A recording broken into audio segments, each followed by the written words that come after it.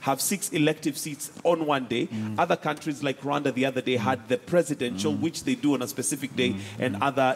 Is that bound to give us an extra challenge, even when it comes to delivering credible elections? It does. And if you look at the report that post-2013, a number of institutions and observer groups recommended that why would Kenya should do the elections in phases. Maybe do MC election and governor elections on one day, do MP and senator on the other day, and maybe president. In itself, 6 elections on one day is really a serious work. So in itself, it strains the whole system. And even the pressure that it gives the commission to deliver, the pressure that it gives even a single voter to ensure that the 6 papers that you receive, you mark them correct. There are 6 of them, and even to an ordinary citizen, there is likelihood of getting confused.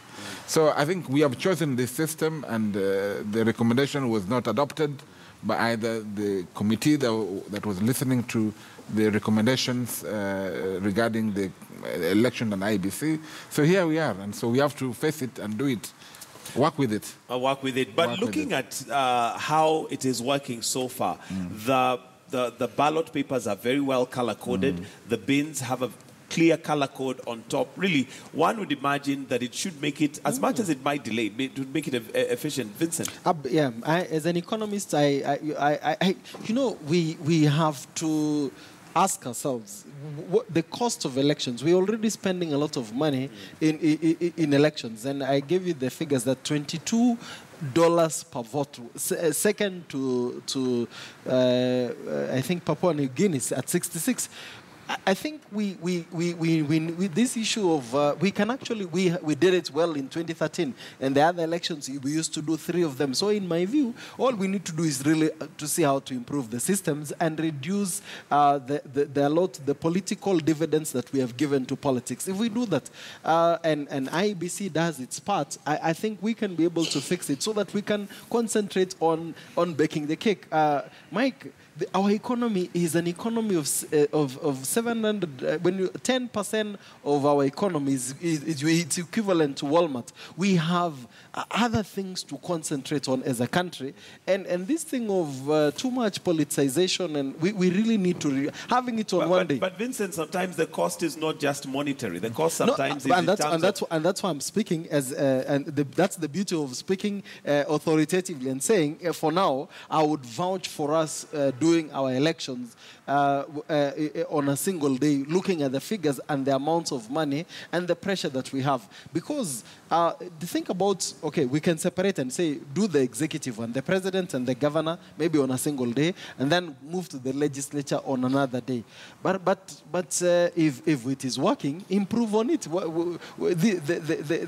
This trial at times will also come with its own challenges. The people who are proposing, it's a recommendation, but they are not giving the certainty that it will be less. I want to see the figures. What is the monetary impact of splitting the two, so that it's a balanced decision? Okay. Nerima, one of the things that, of course, we must concentrate on or look at that has made an impact in this year, which, of course, the youth are huge on, is social media. And the fact that there's a lot of, there is also fake news, but there's also propaganda. There's a lot that we can attribute to social media. But let's start with the positive. The fact that people have been able to engage, they've been able to talk to their leaders, they've been able to assess, even amongst their own groups, what is it that we need for a country and the impact that it possibly has on the election this year. Well, it would be moving from social media to action. Because I think I was talking with Vincent earlier, and we were calling it keyboard warriors. A lot of young people can engage very willingly and articulate, but on social media. When it comes down to actually going up, lining up and voting, you'll hear a lot of them. Yeah, they're not going to. What do you think creates that disconnect? Because they're very vibrant, very opinionated. They are very free to express their views on social media platforms. But now when it comes to the actual, rubber beating the road, there's a disconnect. Should we change the way we vote? Because even if we're looking at Kenya itself, let's look at England, UK with Brexit. A lot of young people didn't actually get out to vote, and they realized that it hurt them. But then there's this discussion about having voting online.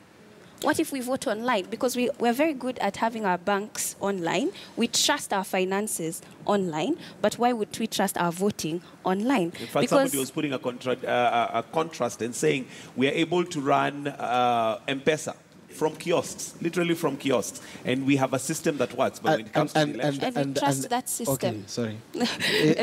and we trust that system. What I'm trying to say is, perhaps the way we look at democracy, we have looked at it this way for decades. I mean, America has probably done it for almost 200 years now when it comes to voting.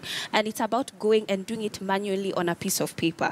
But now when we talk about our technology advancements, perhaps we need to look at new ways of electing our leaders. Do we have to follow ways that were done in the 1800s? Sorry, Nerima, let me cut you short a little bit. We want to listen to Sospita Ojamong, who I believe is addressing the media. Let's